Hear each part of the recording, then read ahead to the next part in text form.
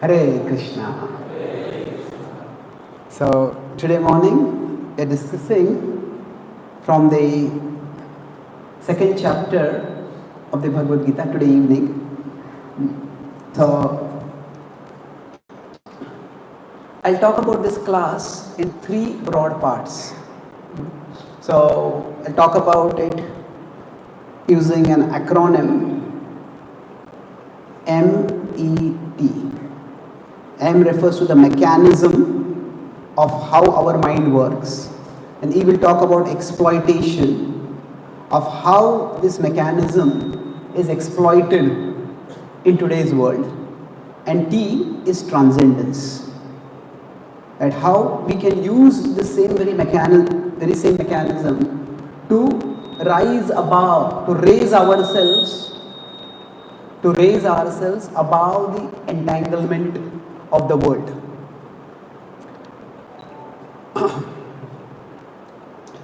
The principle that this verse is talking about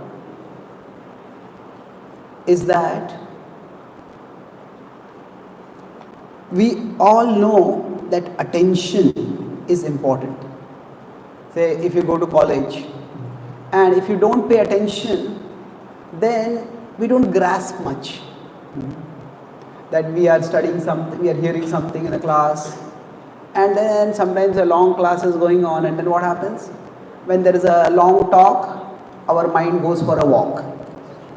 And then if there is some humor, the mind comes running, hey, what was the joke? I want to know the joke. I also want to laugh. So what happens is, we miss the joke, but we might miss some important points also. So in one sense, our attention determines what we grasp, what we understand when something is spoken. This is something which is very easy for us to explore, to develop or understand. When we are talking with someone, if somebody is absent-minded, we see their eyes rolling. They say, hey, where are you? Come back to Earth. Which planet are you gone off to? So the idea is, we all understand the result of absent-mindedness, and we don't understand what is going on. So our attention determines what we grasp. That is true, but there is something more, and that more is described in this verse. Our attention determines what grasps us. Not just what we grasp, but what grasps us. Grasp means to understand, but grasp also means to catch hold of. I have grasped the subject. That means I have caught hold of it. Now it's there, it's fit in my mind. I'm not going to forget. But what grasps us means what catches us. So this is the phenomena which is outlined in this particular verse. That the thing that we give our attention to, that starts growing in our consciousness. And as it starts growing, then it starts catching our consciousness. So I'll explain the sequence that is described in this verse. Say if this is our consciousness, and say this is some object. Maybe it's some food item that we would like to eat. Maybe it's some good looking person that has caught our eye. Maybe somebody has a drinking habit and they are going for a corporate meeting, and on the way they see there are some drinks over there, and then that catches their eye. Now they may move on, but they've seen it and it has gone inside their consciousness. Now there are many things which come in our visual range, but we don't necessarily notice them. See, if we go to some event, we might meet 50 people, and most of them we may not even remember them at all. Some people we tend to remember. Now, some people make an impression on us. Oh, this person is very tall, this person was overweight, or this person was very smart. This person looked really dumb. Anything out of the range that is there, out of the normal that is there, that creates an impression. Now, when we use it, creates an impression means we are talking that I remember it, it's there in my mind. We use the word impression in that way. So that has a double meaning. I'll come to that. So what happens is, we are seeing it here at this stage, The consciousness has gone outwards, and here there is simply perception. So perception, we could say, is drushyato. This is the stage before this. We cannot go through the world with closed eyes. There are many things we will see, and there are many things which are not necessarily desirable or healthy. So many agitating sides are there. So many disturbing, distracting things are there in the world.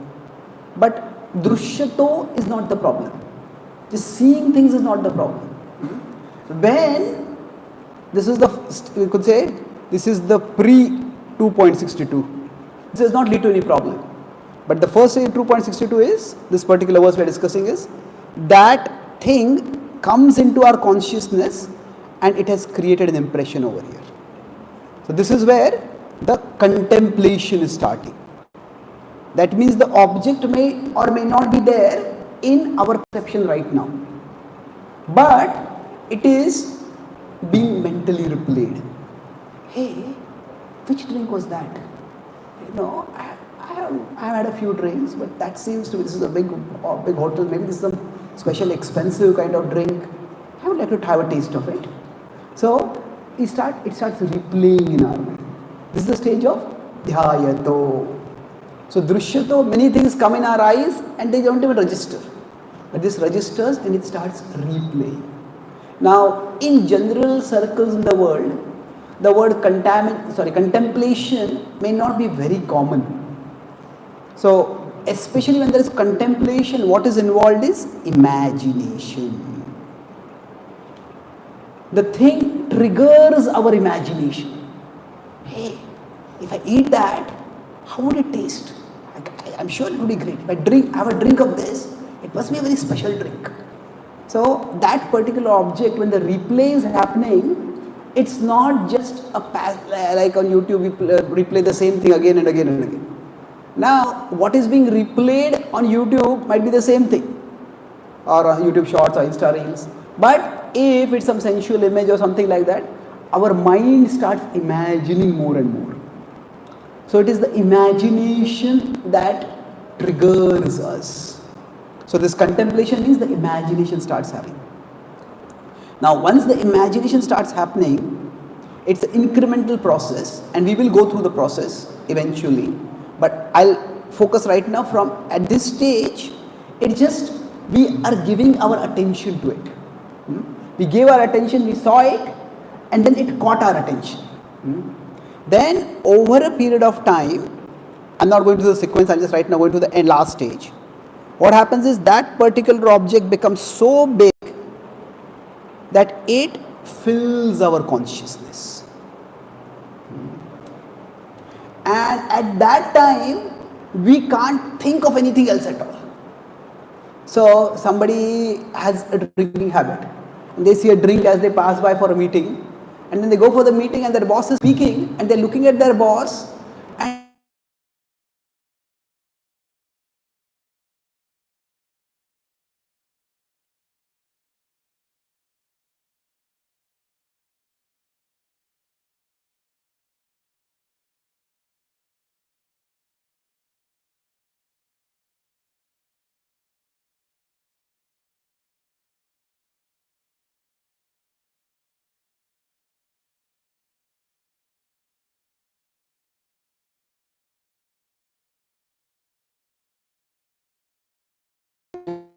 then it abducts our consciousness. Apaharan, kidnapping, abduction.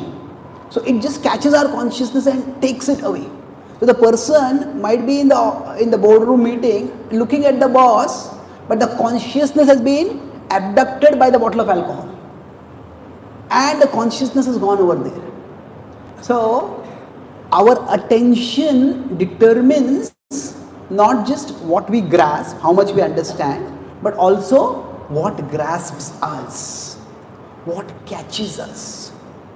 It just abducts and drags our consciousness away. See, when a child is kidnapped, what happens is the process of kidnapping or abduction. It can happen in many different ways, but quite often if the child is in a public place, then if the abductor comes and pounces on the child will scream and somebody will come and rescue the child. So initially what happens is, the abductor allures the child. Hey, do you want this chocolate? Do you want this? Do you want this toy? So the abductor offers something which is alluring. So the child may be going in this direction, and what happens is, when the alluring is there, the child comes here. And as soon as the child comes here, then the abductors come and take the child in the opposite direction. So this is where the child gets abducted. So initially, the act of abduction may not seem like an abduction. It's just like some adult is offering something nice to a child. But that which seems to be simply enjoyable or wonderful turns out to be something dreadful. So what we give our attention to, we don't realize it, but it will grasp our consciousness and it will drag our consciousness away. So this is how attachments are formed. And so this is, I said I'll talk about three things. The first was the mechanism that I mentioned. So the mechanism is what? When we give our attention to something, first that thing is a component of our consciousness. It is one thing in our consciousness. But afterwards, it becomes not a component in our consciousness, it becomes the controller of our consciousness. It takes over our consciousness. So this is the way. Initially, that thing is a component of our consciousness. But eventually, it becomes the controller of our consciousness. It grows in such a way that it has a controlling influence. Here it has become the controller. So when the European colonizers came to India, say when the Portuguese came to Calicut, initially they just came and they were one among many visitors to India. And they were welcomed by the king over there. So they were just one among many. It's like one component in the consciousness, they were one visitor in the kingdom. Through their manipulation, their trickery, their cunning, whatever, then after just a few decades, they were ruling that country. But the colonialists, others, British, took over the country. So they came in as just one visitor, but then they became the ruler. So now as compared to the many Islamic invaders who came to India, they came openly as invaders. There were a few Muslim people who had come as traders, and some trading was going on between India and the Middle East before that. But when the invaders came, they were openly coming as invaders. And then at least some resistance was put to it. Now, it's a historical mystery that why so many times, so many invaders came and India was defeated so many times. One thing was we were always divided, but there are many factors involved over there. Many factors. Indian kings fought on elephants, and elephants have majesty, but elephants are unwieldy. Those who come on horses, you can have a majesty, but you are right on top, anybody can shoot you from anywhere. And the elephants don't move very fast. That's why Shivaji Maharaj completely changed strategy, and he didn't even use a chariot. He just ride on a horse.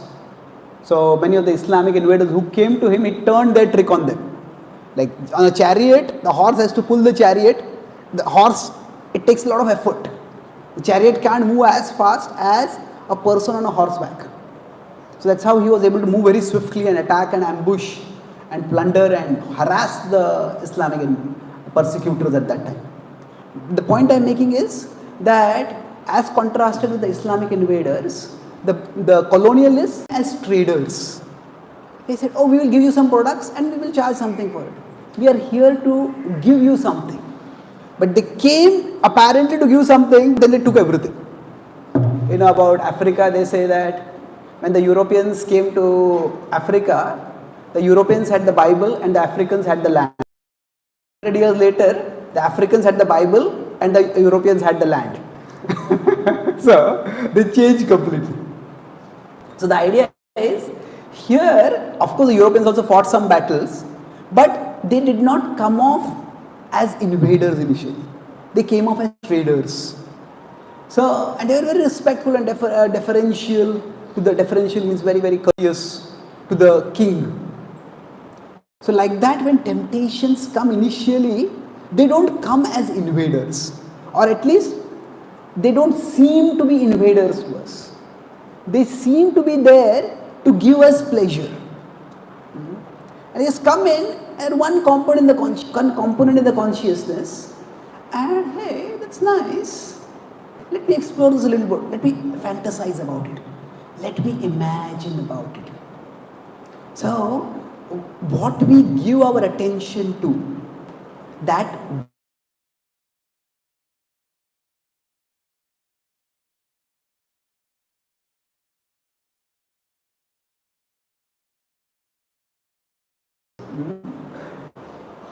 self-destruction through attention, or captivation through attention. I said, what we give our attention to, that grasps us. So how does that captivation happen? So this is, imagination is dhyayato. Infatuation is, hey, that's nice, sangha. Now, from there, so here before that, there is attraction. So attraction is sangha. Infatuation is kama. So from that's nice to I want it. So that's nice is more like a observation, but I want it. From there comes anger, infuriation.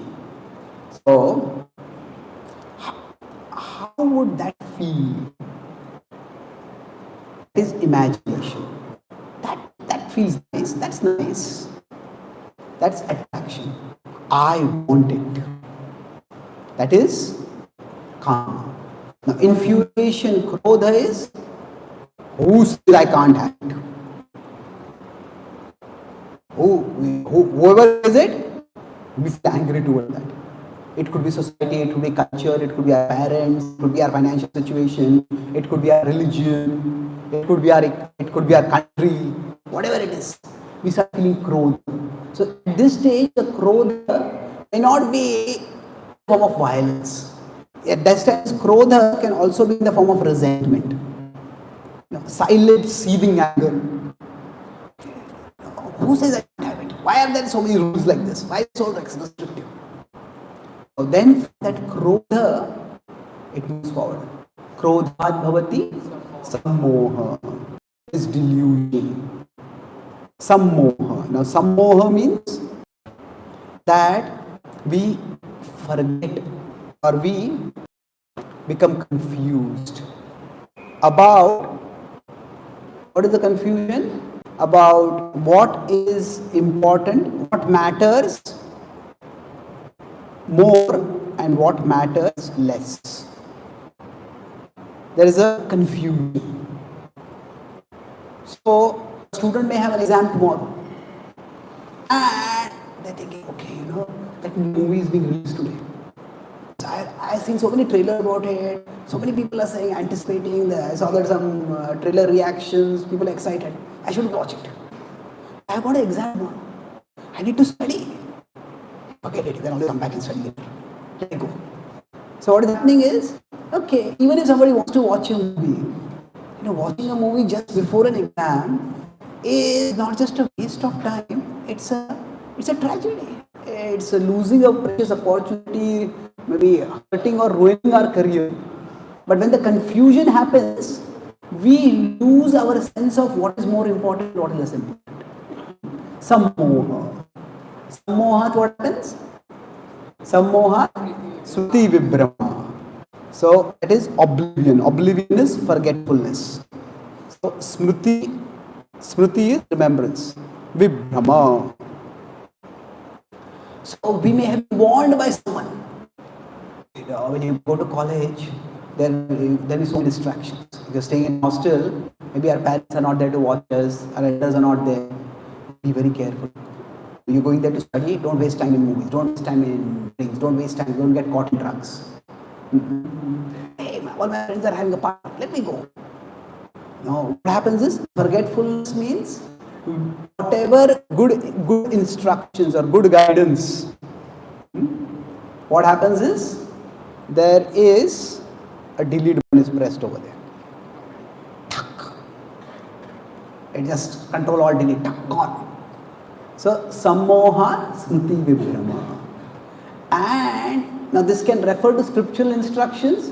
It can also be refer to general good instructions that we may have heard. Say we see some product and a new version of a phone has come. I want to buy it. Oh, it's quite expensive. Just maybe wait for 6 months, 1 year. As the phone becomes older, its price also goes down. Even if you want to buy it, you can buy it later. Now if you buy it, you don't have enough money, you'll have to take some loan, you'll have to pay for it, your savings will go away. So what happens? No, I want to buy it. So people may have told us, even a financial guide or some people have told us, don't spend beyond your capacity. But Smriti Vibhrama, we forget that. And then Smriti Vibhrama, what happens? Smriti Vibhrama Buddhi Nasha. So what happens at this point is, after good guidance is forgotten, then intelligence is destroyed. Intelligence is our guide about right and wrong, what should be done and what should not be done. So our sense of right and wrong gets lost. And when that happens, buddhi nashat pranashyati, then there is self-destruction. Self-destruction is pranashyati. So nowadays, gambling was always there, but nowadays there's online gambling, there's cricket gambling, there is so many ways of gambling. Somebody doesn't even have to go to a gambling den. They don't even have to go to a casino. They can just be there in their home. Their bank account becomes empty, their credit cards become used, and they stay for 6 hours, and after they wonder, what did I do? I ruined my life. Self-destruction. What have I done? This is the time when we start beating ourselves. What have I done? We start realizing this, but by this time it is too late. So this is the sequence of self-destruction. What we give attention to, it grasps us. It takes control of us. And it makes us do things which we would normally not have done. So how does this happen? I said the overall outline. But there are two things which can make this whole process worse. That's what we talk about now, exploitation. The mechanism is, something enters into our consciousness, it's small, but then with time it becomes big. And these are the stages through which it becomes big. Now, some of these stages may be conscious for us. Some of the stages may not even be conscious. Most of the times, when it is happening, we are very conscious of it. But if we afterwards retrospect, look back, then we can think, maybe when I was about to spend some money, spend too much money on something, when I was about to gamble something, voice inside said, no, don't invest this money. That was some smriti pain. That was maybe our parents had told, maybe we had heard some good advice, maybe we had read some stories from Itihasas about the danger of greed. That smriti was going on, but that smriti was sidelined. So what happens is that when one thing we are paying attention to, that starts becoming bigger and bigger and bigger, other things become smaller and smaller, till they are just sidelined, banished from our consciousness. So that's how we fall. So there are two things. I talk about mechanism, now I'll talk about exploitation. So when today I'm going to talk about karma and bhakti and self-empowerment, I'm going to do the law of karma in the sense of what action leads to what consequence in the future. I'm going to talk about the consequences of actions in terms of the impressions that they form inside us. See, when first time we do this path from contemplation to self-destruction. It is relatively a gradual slope. It is a gentle incline. So when we are going downwards, at any time we can stop ourselves. It's possible if a cycle is going down an incline. If we don't do anything, it will just go down the incline. But we can stop it. If we put in an effort, we can stop it. However, as a person keeps doing the same thing again and again and again. So first time a person goes to a party, or maybe a person goes to where drugs are available, then college, the other friends say, let's smoke weed, let's have some drugs. Okay, we'll try it. Maybe once I'll try it out. So what happens is, at that time, at any time, we can stop. It's a gentle incline. But the person drinks once, twice, thrice, 4 times. Each time this cycle happens. It's not the same thing happening. When there is repetition, what happens is the inclination becomes stronger.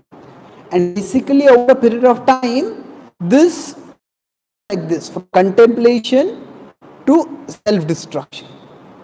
So if somebody is in a cycle, the cycle is pushed off the cliff of a mountain. Then just go down straight. And using your willpower will not be enough to stop it. What can we do? Incline has become so steep that we just can't do anything. So this is the stage where it's an addiction.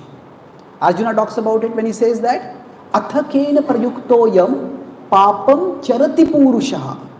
Papam charati means it's something sinful that is dragging me. And he just uses 2 words. Anichan apivarshne. It's like I don't want to do it. I don't desire to do it. But baladivan yojitaha. So he's using anichan. Anichan means it is not desired by me. But balad. Balad means it is I am forced. So what is happening here is, when that particular habit becomes very deep rooted, then as soon as we see that thing, from that dhyato to pranashyati, it becomes very rapid. So if somebody has become an alcoholic, then as soon as they see a bottle of alcohol, it's sarva dharman parityajya mayam ekam sharanam vraja.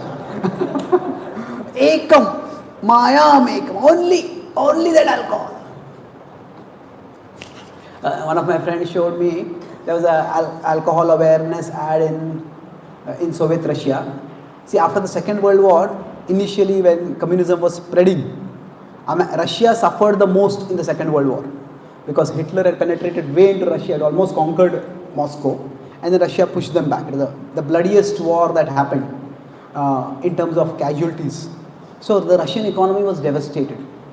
So at that time, people just didn't have anything, any jobs, any proper things. So drinking was a huge problem at that time. So an ad at that time where a family is sitting and watching TV, and the TV there's a news, the price of vodka has gone up. And there is the child, the son in the family is very timidly, little fearfully asking his father, "Dad, will you drink less now?" And the father immediately replies, "No, you will eat less now." So now we may say, what kind of monster will want to drink while keeping their child starving? Well, that's the kind of monster that alcoholism is.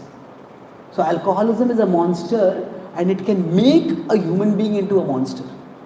So in this case, what has happened is, as soon as that bottle of alcohol, thought of alcohol is in, it's become like a steep cliff. It's not a gentle incline. And then what happens? The person just falls.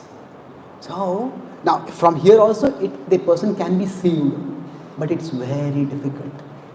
So the point to understand over here is, when we are repeatedly engaging in some activity, it's not just, oh, I'm enjoying once, what the big deal? No, each time we are indulging in that activity, the inclination of the flower is changing. And that means we may think that anytime I'll stop it. There was a British thinker, Oscar Wilde, he said, giving up smoking is the easiest thing in the world. I have done it over 100 times. So, I gave up smoking 100 times. What does that mean? I gave up smoking, but smoking didn't give me up. Isn't it? I started smoking again, and then again I gave it up, and again it caught me. So, we live in the illusion that, oh, it's easy to give up. And that's why we keep indulging. So, the way karma works, so when we say karma has external consequences and internal consequences. So the external consequences will come in the future. But the internal consequences, they are formed in our mind. The impressions are created. And the internal consequence of the inclination becomes stronger. The inclination becomes stronger means what? The slope of that surface, slope of the mental floor, we can say. The floor inside our mind becomes steeper.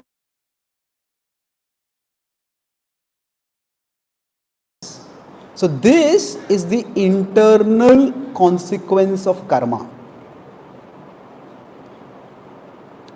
Many times we think that, if I can just do something secretly enough, then nobody will catch me for it. And if nobody catches me, then I can get away with it. He says, didn't you see the speed limit? I said, I saw the speed limit, I just didn't see you. So the idea is that if nobody catches us, then no matter how fast we go, it doesn't make any difference. But the problem is that each time we get away by going over the speed limit, what happens is that tendency to go over the speed limits becomes more and more and more. You may have heard this word, speed demons. Has anyone heard this word? Speed demons means, like some people are possessed by a speed demon. They just go at a dangerously reckless speed and they get a thrill in that. Especially if people are on a bike, a motorcycle, a two-wheeler, there is like a perverse thrill that comes in, going very fast, creating a huge noise and catching the attention of everyone who is seeing us. So one of my friends is an orthopedic surgeon. He was going to his hospital in his car and he saw a young man just going very fast. So then there's a red signal where he had to stop, and he came also there. This devotee friend of mine, and his car pulled over, and he rolled down his window and he took out his card. He said, I'm an orthopedic surgeon, you are soon going to need my services. So each time a person goes fast beyond the speed limit. So what happens is dhyayato vishaya sangasteshu pajayate sangat sangayate kamat krodho vijayate. Who has made the speed limit? Who says I have to stick with in the speed limit? Nothing is going to happen to you. I just want to have some fun. So that krodha is basically the krodh against the rules, the boundaries, the sima that is limiting us, or we think it is limiting us. And each time we go against it, that the tendency to repeat that increases more and more and more. So now what happens is somebody might just go above the speed limit once, twice, maybe they go at night where the road is very clear, but then the speed demon, that means it's almost like something, I say, what we give our attention to that grasps us. So that speed demon seems to catch hold of that person, and then even in the daytime, even if they are going through a school area, they just go at a dangerously high speed. And some kid is crossing the road or kid is running and playing, and then they see, and before they can brake, bang, they have hit the kid. It's a tragedy. It's a horrible thing. The kid's life could be ruined, the driver's life could be ruined. So what happened is that when they keep doing the thing again and again and again, the inclination becomes stronger. So when we do something wrong, by our wrongdoings. So we may not be caught for them. Caught for them means somebody else catches us. The police catches us doing something, we do something secretly and somebody finds out and they catch us. We may or may not be caught for them, but we will be caught by them. By them means what? By doing the same thing again and again, our tendency to do that will become more and more and more till that very action will lead us to self-destruction. So caught by them means initially it is a gradual thing, eventually it becomes super steep. And then nobody else has to catch us, that thing will only catch us and drag us down to self-destruction. So this is how karma works in terms of disempowering us. When we keep doing something unwittingly, think I'm just enjoying, what's the big deal? I can give it up anytime I want. But it's not that simple, because the karma creates impressions, and the impressions change the inclination of our mental floor. And what makes this danger worse in today's world is that dhyato, it has become especially easy with technology. That there's always the possibility to contemplate on the objects is there, whichever desirable object is. But now through technology, what has happened is we have access to the objects to contemplate on them very easily. Say, just like there is alcoholism, there is something called shopoholism. Shopoholism. Alcoholism is very common among men. Shopoholism is very common among women. So shopoholism is shop till you drop. So it's like just keep shopping things. Now I don't want to generalize. Women are also alcoholics. Men may also be going on shopping sprees. But it's an overall pattern. Now what happens is that in earlier, at least you had to go to some shopping mall and you had to buy things, put them in a trolley and carry them out. But now you can just sit in your home, not even on the computer, just on a phone. Let's take an Amazon or something, click buy. If somebody has enough money, they can just spend the whole money. People have rooms which are filled with packages that they have hardly ever opened. Just opened once and okay, what do I do with it? So Amazon has this policy in America that you can buy something and return it for 30 days. Now, initially when Amazon came to India, they tried to do it and Indians just started exploiting that facility. So now Amazon doesn't have that facility in India. But the point is that dhyato, that contemplating and acting upon it becomes very easy. So the eyes always desire to see enjoyable objects. Now with anybody who has a broadband connection can take in more sensual, obscene images in 15 minutes than the wealthiest collector of such perverse images could watch in 50 years. Somebody has to get a painting book or a photo book or whatever. So now that dhyato has become dangerously easy. It's not just easy, it is actually made easy. It is, as I said earlier, it's an attention economy. That means that the attractive objects or objects presented attractively, they are bombarded into our senses. And there are many sociologists who are now questioning whether our technology has become too strong for our morality. That means the human will, it was not designed to withstand this level of temptation. Just like press a few buttons and you can access the tempting, contaminating, agitating images from the whole world. So the access to dhyato has become extremely easy. And the example given over here often is that See, it's often when we are surfing on the net.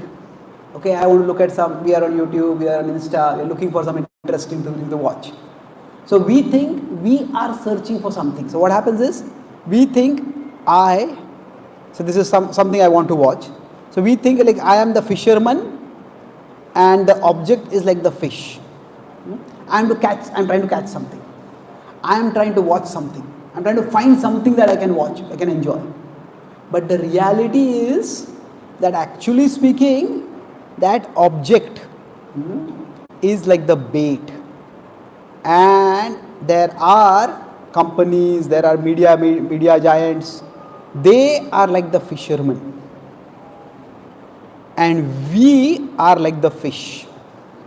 So we think we are searching for something, but actually something is searching for us. Something is trying to catch us. That's why the world out there, it's not just passively existing. So it is not like this, it is like this. The world out there is not just passively existing, it's like they are trying to catch us and trap us.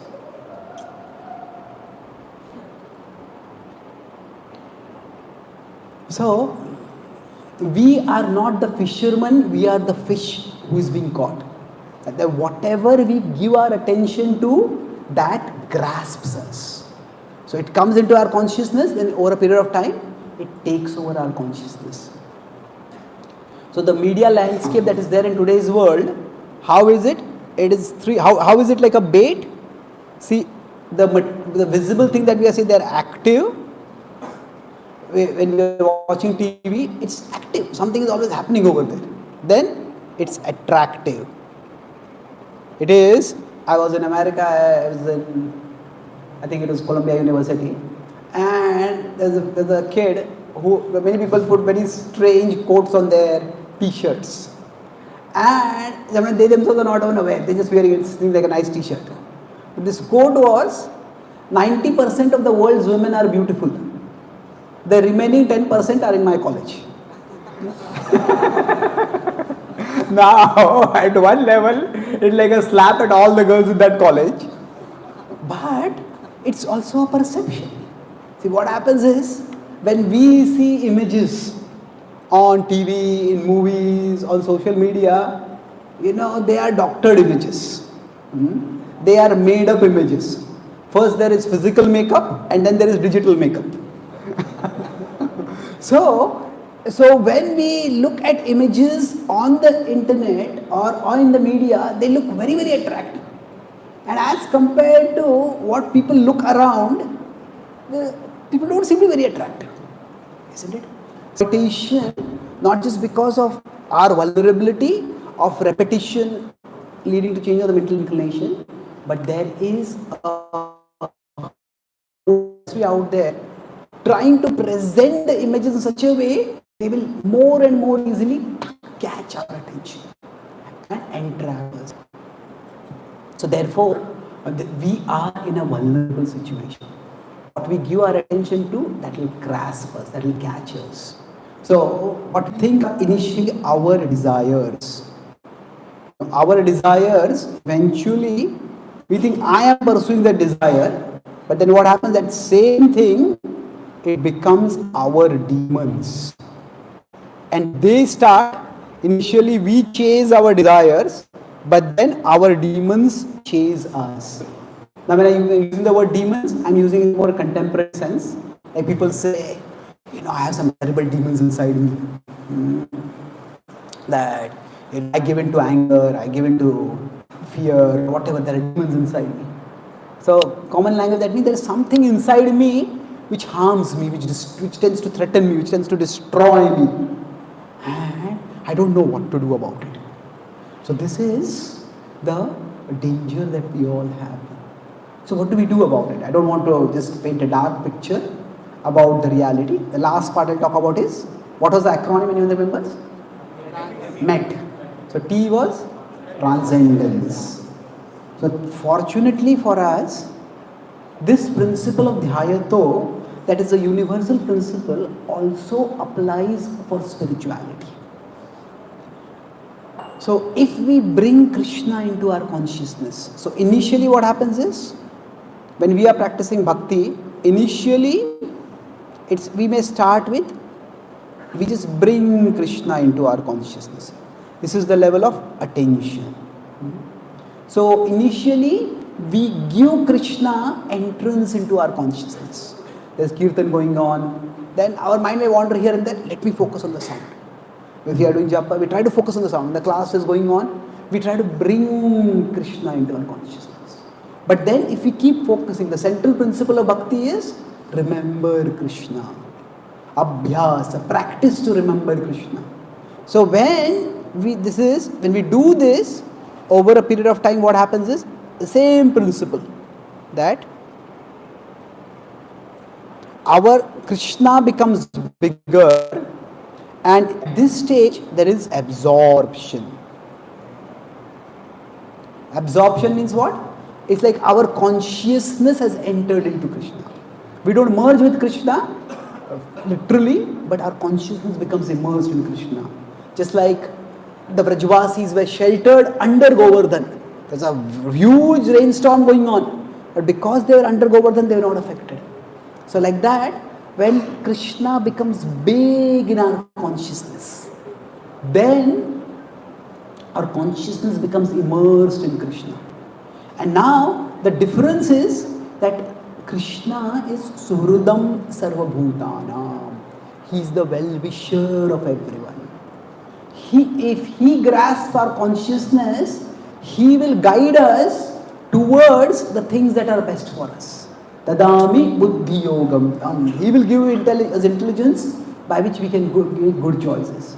So being grasped by Krishna is auspicious. And again, when Krishna fills our consciousness, then Maya has no place over there.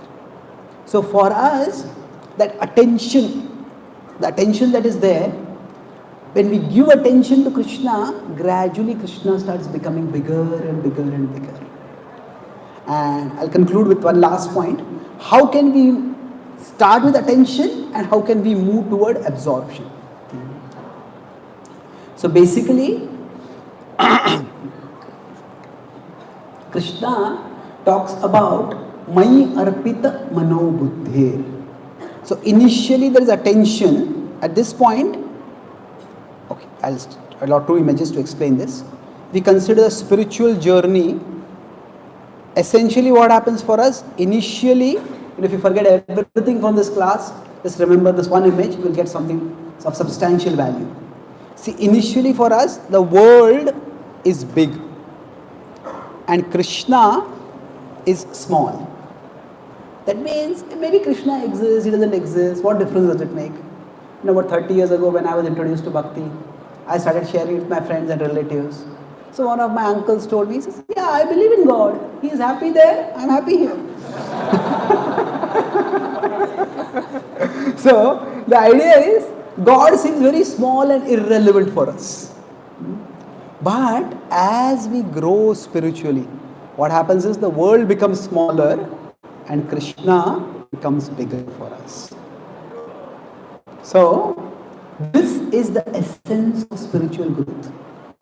The world becomes smaller means that the world's problems are not that big for us. Yeah, the problems come, they will stay, and they will deal with them. They'll come and they will go. And the world's pleasures are also not that big. If I get something, that is good. If I don't get it, it's not the end of the world. Things come, things go. So the world becomes smaller for us. And when Krishna becomes bigger, Krishna is himself the source of shelter. He is the source of satisfaction. So when Krishna becomes bigger, the shelter and the satisfaction that we get also becomes bigger. So how do we do this? How can we make the world smaller and Krishna bigger? That is what Krishna has said, that to manage the mind. He says two principles, Abhyasa and Vairagya. Abhyasena tu kaunteya, Vairagyena cha gruhyate. So these two words, Abhyasa and Vairagya, they can be understood many different ways. They can be translated by different acharyas different ways. But one way we could understand is, Vairagya is boundaries. Abhyasa is meant to create bonds. So what does it mean? That we need to create some boundaries. between us and the world. We don't expose ourselves to the world so much. Then if we don't expose ourselves to the world so much, gradually the world starts becoming smaller and smaller and smaller. Now if somebody is constantly looking at news, oh, this thing is going to happen, this thing is going to happen, this thing is going to happen, this thing is happening, this thing is happening, oh, this thing happened and this happened like this happened like that. And the news cycle just goes on and on. But sometimes if you just turn away from the news cycle, realize it's not that big a thing. The one social commentator, he said that news is basically the same old things happening to new people. Oh, this person won the match, this person lost the match, this person was attacked, this person cheated that person, this person did that. Same old things happen in the material world, it just happened to new people. So, we need to decrease our exposure to the world. And in one sense, for us, the boundaries come in the 4 regulative principles. No meat eating, intoxicating, gambling, illicit sex. What is that? We are creating some boundaries. So when we don't expose our mind to the world, then that thing, even if it is big, because there is no exposure, it will start becoming smaller and smaller. On the other hand, we need to create bonds between us. That means we start consciously exposing ourselves to Krishna. We start exposing our consciousness to Krishna. If we come to the temple, we come to satsang, we do our sadhana. By this, slowly Krishna will start becoming bigger and bigger in our consciousness. So whatever gets our attention, gets us. It starts becoming bigger and bigger. So as we try to form a bond with Krishna, that bond initially can be in the form of a discipline. This is what I am going to do. And from that discipline, gradually it will grow. So in this way, the bond that is formed, how do we form the bond at this stage? This is the last point. The bond can be formed with our intelligence and with our mind. Now what do I mean? With our intelligence, we can try to cultivate appreciation. Appreciation is, what is the value of remembering Krishna? What is the benefit? Why is it important? There are many things important in the world, they are all artha. But Krishna is paramartha. He is the most important reality. Our relationship with Krishna is the only relationship that is permanent, that is enduring. Now, everyone else may leave us, but Krishna will never leave us. Krishna is the one shelter that will never be lost. So with our buddhi, we try to have that appreciation. Evam buddhe param buddhva. Now with the mind, we try to cultivate attraction. Now at one level, we say we have to discipline our mind and focus our mind to force it to stay on Krishna. Some amount of discipline is important. But we also need to find out how at present I can find something in Krishna Bhakti that is attractive. So we may like music, we may like kirtans. Then whenever our mind gets agitated, as a past habit comes up, okay, I want to watch this, I want to drink this, I want to take this drugs, I want to do this. Whatever comes up, at that time, we can try to find out something that is, so there are many things that feel good to us, and there are some things that are good for us. So, see, there is much food that is tasty, and there is food that is healthy. That is tasty and healthy, where just one circle of life would be so easy, isn't it? But unfortunately, not like that. But that does not mean that there may be no food that is both healthy and tasty. There may be a few food items like that. They taste good and they are also healthy. So we try to find that. So similarly, in bhakti, there are many activities. So what is it that is good for me and also feels good for me? So it will be easier to focus on it. If something is good but doesn't feel good, it will be difficult to focus. We need to do that also as a discipline, but especially when we are tempted, when we are agitated, at that time to focus on will be difficult. At that time to focus, we find out. After the session, just take 5 minutes to list 3 things, which are good for you and which also feel good to you. Music might be something that is good. There are many kinds of music. You may just like music, but devotional music, it feels good also is good for us. It calms our consciousness. It cleanses our mind. And we may like to do some seva. We like to be of help to others. We come to the temple and serve some prasadam, do some seva. We feel good about ourselves. That is good for us. It feels good for us. So if we can find those and we try to fix our mind on those. And then gradually what will happen is, from the stage of attention to the stage of absorption, it goes by the path of these two lanes. Like it can go through by appreciation of the intelligence, or it can go by the attraction of the mind. So either way, if both things work, that's wonderful.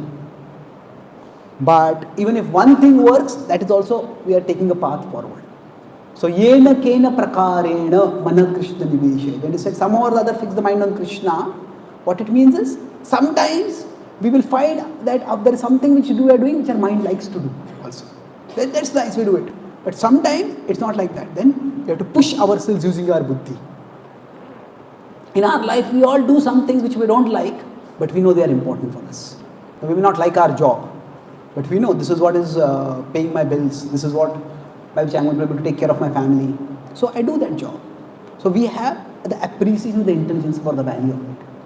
So we try the mind's attraction or the intelligence appreciation through either of those. We try to fix our mind on Krishna. We try to give our attention to Krishna. First, what will happen is, पहले हम भगवान को मन में लाते हैं और फिर मन भगवान में लाते हैं. First we bring Krishna into our mind and then we bring our mind into Krishna. Bhajahure mana Shri Nandanandana Abhaya Charanarvindare. So when we bring our mind into Krishna, then we feel sheltered. Then there is no fear that comes, because we are sheltered in Krishna. That fear is not just the fear of dangers of this world, but the fear even of the temptations of this world. We will become safe. We will become satisfied. So I'll summarize what I discussed today. We were talking about how, the whole topic was about self-empowerment. How we can become disempowered and how we can empower ourselves. So empower means that we have the power to rise upwards. So we talked about 3 topics, M, E and T. So M was the mechanism. The mechanism was what I talked in 2.62, Dhyato Vichayan Pumsa. So what happens is, initially something comes in our consciousness and then eventually that thing rules our consciousness. So this is the object, and that object becomes controlling. I gave the example of colonialists. They didn't come as invaders, they came offering gifts. So many of the tempting objects, they come in a very unsuspicious way. They come in a very disarming way, but then they disarm us, they overpower us. So from giving attention to self-destruction. So this cycle happens, and we discussed that when we do something initially, that from attention to self-destruction, it is gradual. It happens very slowly. But by repetition, then it starts happening very rapidly. It becomes a steep incline. This happens through repetition.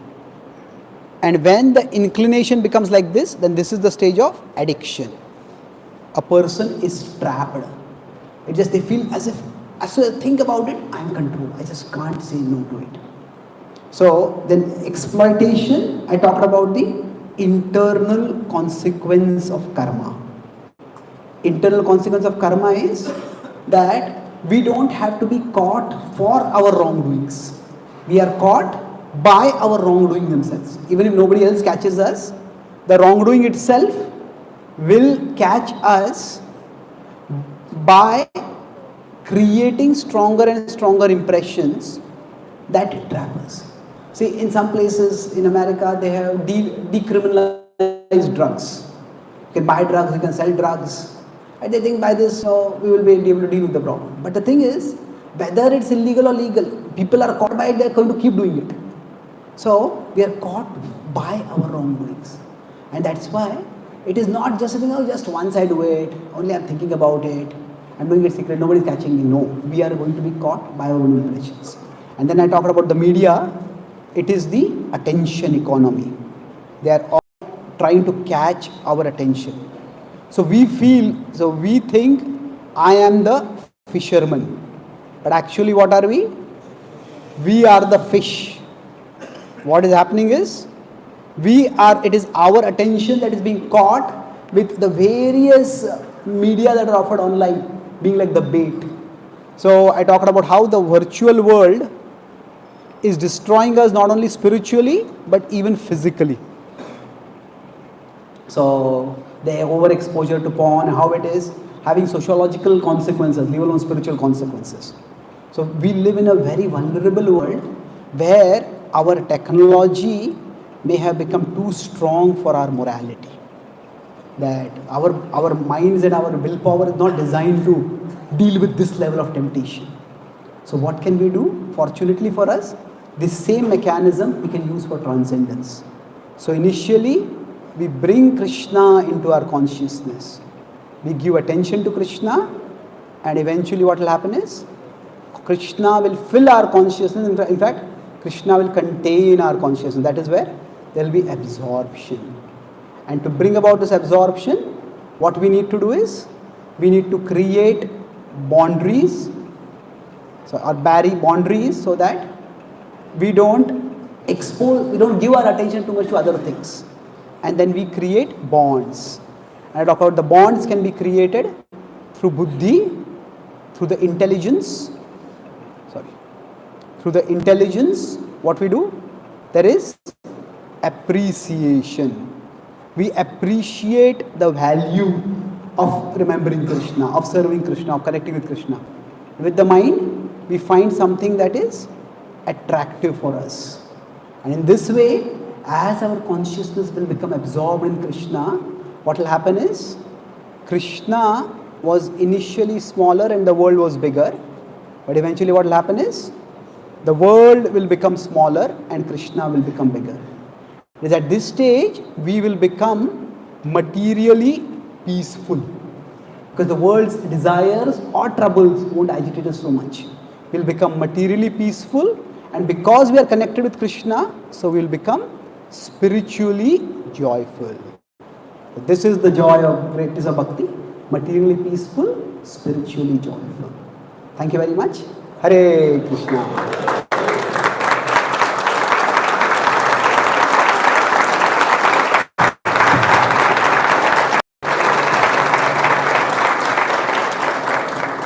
Take some photos from behind, the audience and speaker both are there. Yes, we have a few minutes. Does anyone have any questions? Just 10-15 minutes. As Rajaripo replied, yes. What did he say? Anytime after 7 o'clock. Okay. Yes. Pretty here in this transcendence.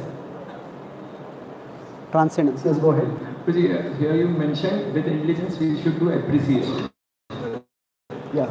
And with mind we should be attraction. We need to find what mind at present. So in that you mentioned, knows the importance of the medicine.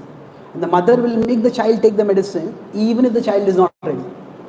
So when there is appreciation of the value of something, then we can push ourselves to do that thing even if we don't feel like doing it. So now, if we don't appreciate the value of something, say suppose somebody has a very wealthy parent and they don't need the money from a job, and if they just don't like the job, they don't like the boss in the job, they don't like the colleagues, I just quit. No, getting a job is not so easy. You cannot just quit jobs like that. But if they don't appreciate the value of something, then what happens? As soon as we dislike it, just forget it. So when there is appreciation of the value, then we don't leave it on our emotions alone so much. But when there is not appreciation of the value, then we handle it based on our emotions. If I like it, I'll do it. If I don't like it, just forget it. Okay? just one more thing. With this boundaries that you mentioned, So you need not to expose to those like worldly things. But like most of the audience sitting would be Guruji, working or maybe a student. So preparing for civil exams and so on. So at that level, Guruji, these boundaries, what practically should be working out? See, there are boundaries. There are boundaries which are social and there are boundaries that are individual. What that means is the social boundaries can come from culture or they can come from law. So, for example, that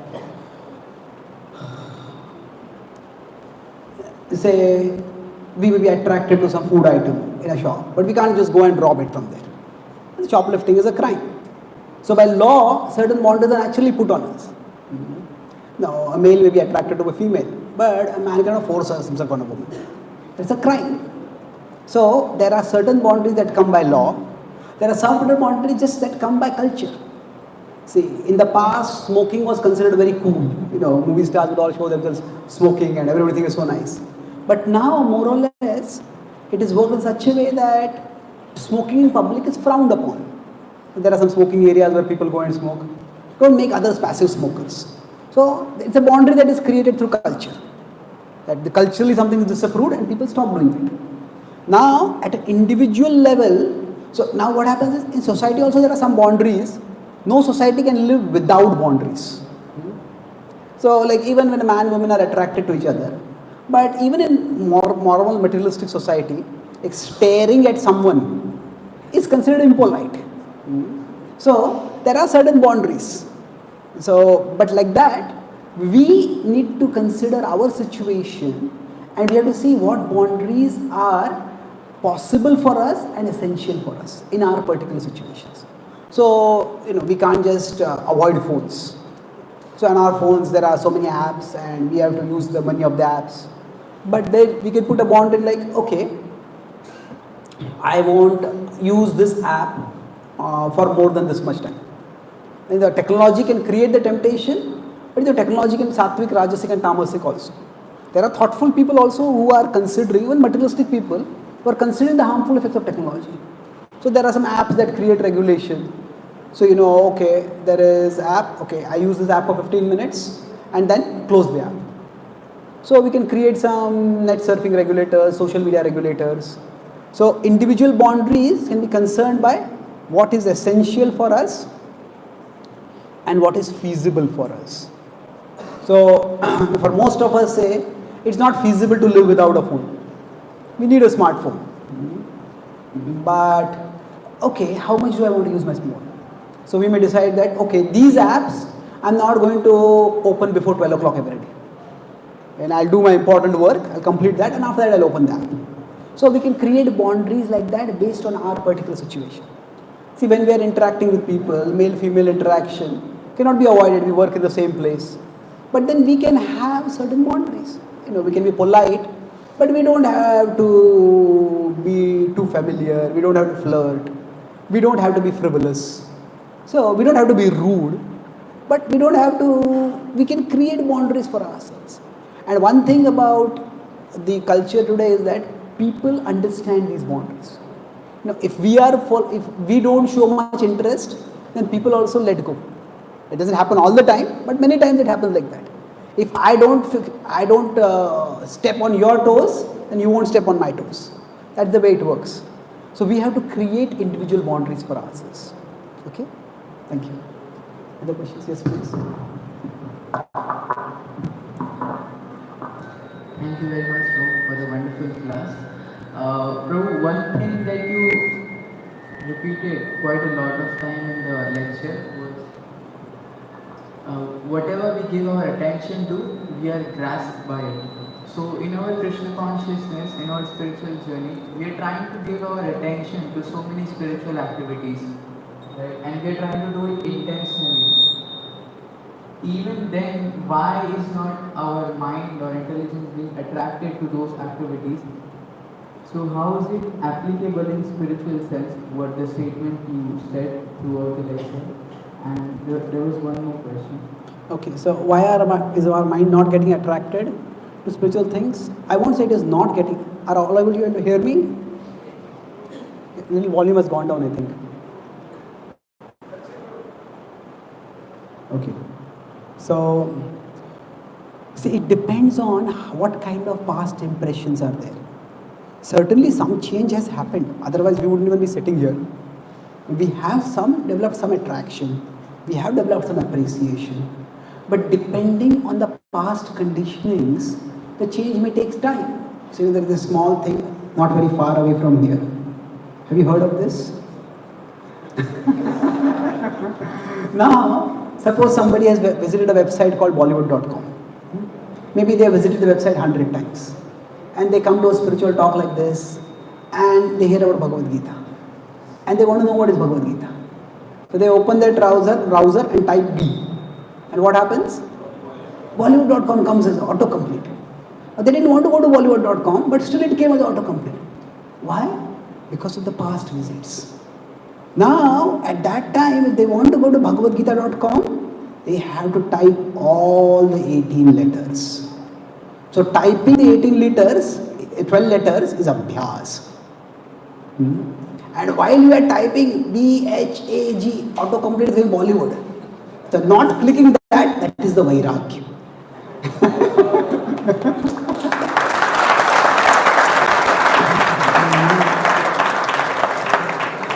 So our mind will propose something, but to say no to that. And this is what I am going to do. So the abhyasa and here vairagya. Now suppose somebody has visited Bollywood.com 100 times. And then they visit BhagavadGita.com 10 times. Now after 10 times also, when they type B, Bollywood.com is only going to come as autocomplete. Because they have visited so many more times. But at least BhagavadGita.com will also come as one of the autocompletes. It may come as the second one, but it will still be there. So the 10 times they have visited BhagavadGita.com is not gone waste. But 10 is not sufficient to counter 100. So if they just keep visiting BhagavadGita.com, if they visit BhagavadGita.com 100 times, then what will happen, and especially the recent 100 visits are to BhagavadGita.com, then what will happen is, after that, BhagavadGita.com will become the first autocomplete. Bollywood.com may still be there, but it will become the second autocomplete. And if they visit Bhagavad.com 10,000 times and they don't visit Bollywood.com, then that may no longer come as autocomplete. So it takes time. Now for some of us, if we have visited Bollywood.com only 10 times, then 10 times visit Bhagavad.com and then Bollywood.com just goes off. But for somebody who has visited Bollywood.com 10,000 times, then even 100 times or 1,000 times will not be enough.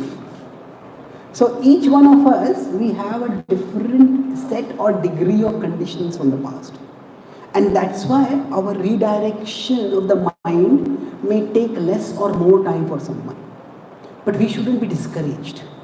Our focusing on the mind on Krishna, it's never going waste. Although the effect is not being seen. So focus on Krishna, it is always helpful. It is always helpful. But about it being fruitful. Fruitful means we see it to be fruitful. That means our mind becomes attracted to Krishna. That will take time. Or take, you can say, different degrees of time for different people. So depending on our conditionings, it may be easy, it may be difficult. Say somebody was eating meat before, and they start taking prasad. And then they are going by train or by plane and the person next to them is eating meat. Now how many people feel attracted to the meat?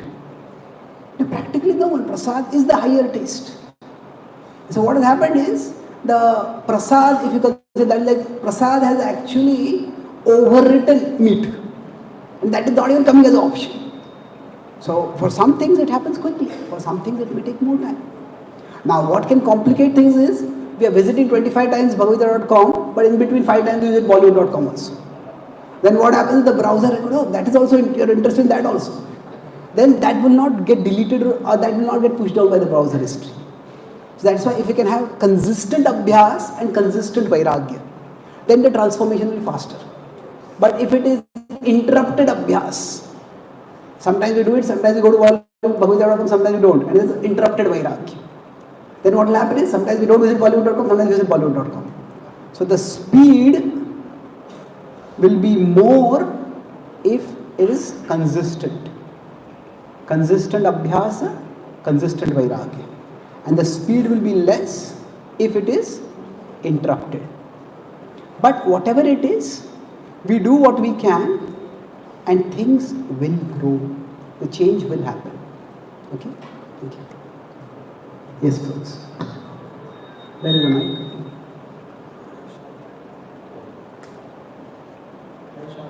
Thank you for lecture. My question is like, you have in a previous lecture you said that the temptation is an armed wrestling match. The temptation we have to fight only for some time, and and for that time we have to face that aggravation. And if we think consciously and conscientiously, then we can overcome. And at that moment, we have to also deal with the options we have, like the material nature, like they are influencing us from within also, and the modes that are outside, they are also grasping us. The mode, and there is also competition in the modes. So how is it that we have to fight? And you also mentioned that we have to do things that we like, something like music. So it is always like moreover the modes of nature, or it is the temptation, or it is the thing which we like that more depicts what we want to do in that situation. Okay, Hare Krishna. So all the factors, they contribute to different degrees. So see, the conditioning that come to us, like the browser said, autocomplete that comes, that is in one sense the effect of the subtle material mechanism, and the modes are a part of that mechanism. So the modes do affect us. In one sense, you can say the modes are what are shifting the steepness of the inclination. So now, rather than getting too caught in, is this affecting it, is this affecting it, we understand there is a whole set of factors affecting us, and we just try to be as earnest as we can be.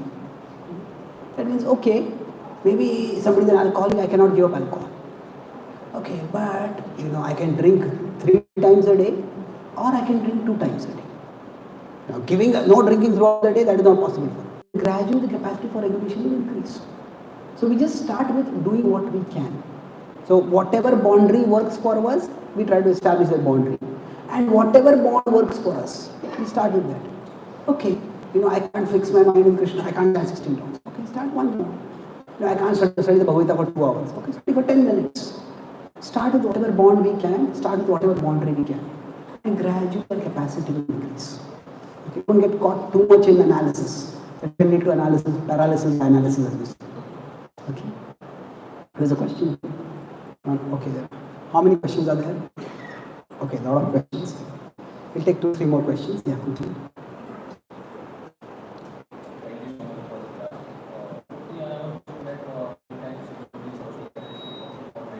Loud, I cannot hear you. Speak a little loudly, I'll repeat it. No. I think the mic is a problem. You speak loudly, I'll repeat the question. Devotees after practicing for years also, they have a FOMO of seeing something spiritually or materially also. So how to understand? Yes, so devotees may also have the fear of missing out. Yes, it's possible. Sometimes initially when you start practicing bhakti, we may have like a complete 1-0 attitude. This is spiritual, this is material, I'll give up everything material and go towards spiritual. Well, that's okay, but what happens is, you could classify things into spiritual and material. And just putting it for size, because the material is much more visible for us. Right? That's why I'm putting the size like that. But there's another way to look at it. There is spiritual,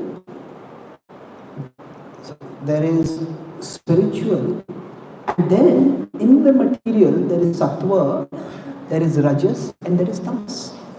So sattva, we can say, is generally pro-spiritual. Rajas is non-spiritual. Somebody is rajasic, I want to have a career, I want to have a job. They're not against spirituality, but I don't have time for this. Now, tamas is anti-spiritual. Even in material life, not that everybody is into drugs and everybody is into sexuality. There are people who have boundaries because they want to achieve something in material life. So it is tamas is anti-spiritual. So sometimes what we think is I have to give up everything material and start practicing spiritual. And maybe initially for the first 5-10 years, because of the enthusiasm, we have youth, we have rajas because of the youth, and then we use that rajas practicing bhakti very forcefully. But as we come 35, 40, then rajas starts going down, and then we start realizing that maybe something sattvic, which I didn't have to give up. So we don't have to go back to all materialistic things, rajasic and tamasic things. But somebody will say, no, I like to go to nature and I like to have a walk in nature. And when I'm walking, I just want to look at nature, I don't want to chant Hare Krishna. That's okay. It's not a sinful activity. It's not it's a sattvic activity. It will calm our mind. So we can find out. Krishna says, Yukta Ahara Viharasya. So Vihar is entertainment, recreation. Now some devotees may be able to find their recreation in some bhakti activity itself. But some devotees may not be able to find it out. Some devotees may say, okay, I just hear kirtan, I feel relaxed. Some devotees may feel like, no, okay, I want to go for a nature walk. That's what relaxes me. Maybe I want to read some subhajita, some good quotes. They stimulate my intelligence. It may not be spiritual, like that. So we may have to find out something that helps us to relax our mind. So that fear of missing out doesn't mean that we are going back to realistic life in the sense of tamasic. But we can find out some things which help us relax. And it's not that we are losing our spiritual taste. It's just that we are learning how we can practice bhakti sustainably. Probably sometimes in spirituality also devotees have some hope. Like I have this spiritually, I have that spiritually. Yeah, I think that comes from sometimes we are practicing spiritual life, but we are practicing in the material world. So in spiritual life also some activities get glamorized. Somebody is a good kirtaniya, somebody is a good preacher, somebody is a pujari on the altar. These are very visible services. And those who do services, they get a lot of praise, recognition. Others will not get that much recognition. So everybody wants to do those services. So what happens is our seva that we do, there is some external happiness that comes in, some internal happiness that comes in. So we need to, over a period of time, find out some service which we feel satisfied doing, even if nobody will recognize us for that service. But till we find that service, we also need some external recognition. And that external recognition may not be an expression of the ego. It might just be that we also want reciprocation. We want to feel that what I'm doing is valued. And there are others who are valued. That's not a bad thing. You just have to find it, do it in an acceptable way. So we can evaluate, is this really important for me? Is this important for the community that I am living in? Then maybe we do it. But if what we are doing is enriching us, satisfying us, we don't have to let ourselves get distracted. Okay? Okay. 2 more questions. So what I have observed that when we are engaged in material activities and self-realization, then in the sense of that response or reciprocity is very immediately, but we don't think reciprocity immediately. So it is, how can we find that reciprocity in us, or it is even good that we shall expect from another, we shall reciprocate. Yeah, good question. So the problem, we want to turn away from the material world to Krishna, from Maya to Krishna. The problem is that Krishna is invisible and Maya is ultra visible. So it is not easy. It is not, definitely not easy. As you said that, Kamshita Karmana Siddhim, Kshipram Himanushe Lok. Kshipram, the pleasure in this world comes quickly. Pleasure in bhakti takes time. So, what do we do? No, that is not just like material and spiritual life. In material life also the tension is there. Like, if I'm in college, do I want to be an achiever or do I want to be an enjoyer? To be an enjoyer, I'll do drink and party and I'll do all those things. What do I achieve? I'll focus on my studies, focus on my career. So that tension between long term and short term, it is always there in our life. So basically what happens is, we need to balance our relationship with ourselves. What do I mean by that? See, there is the present me. There's the present me and there is the future me. So if I care only for the present me, I will be happy right now. So if I care only for the present me, then what will happen is I will stagnate. I will not grow much.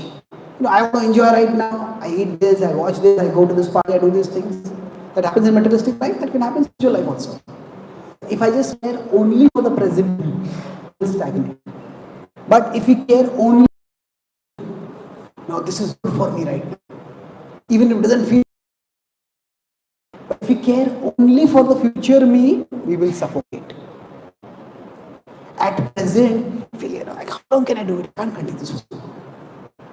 So each one of us needs to find the balance that my present me and my future me. So how can I give some pleasure to my present in such a way that it does not damage my future? So we all want some pleasure. So I want to eat some good food. Okay, if I eat some good food, that's not necessarily going to damage my future. If I get to drugs, that is going to damage my future. So I need to make sure that I give the pleasure to present me in such a way that it does not damage my future. And similarly, when I am facilitating my future me, I shouldn't suffocate my present.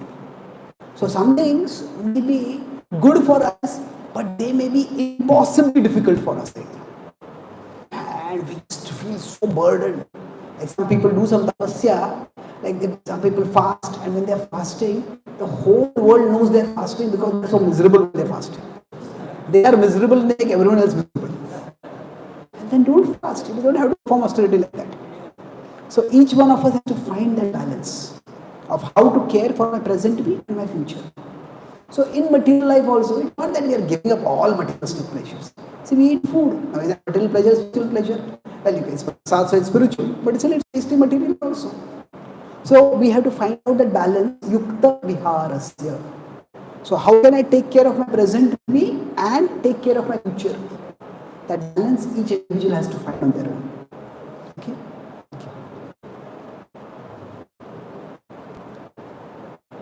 Last question. Sorry, I don't have time after this. Actually, I'm leaving for Singapore now. I have a flight to catch. So.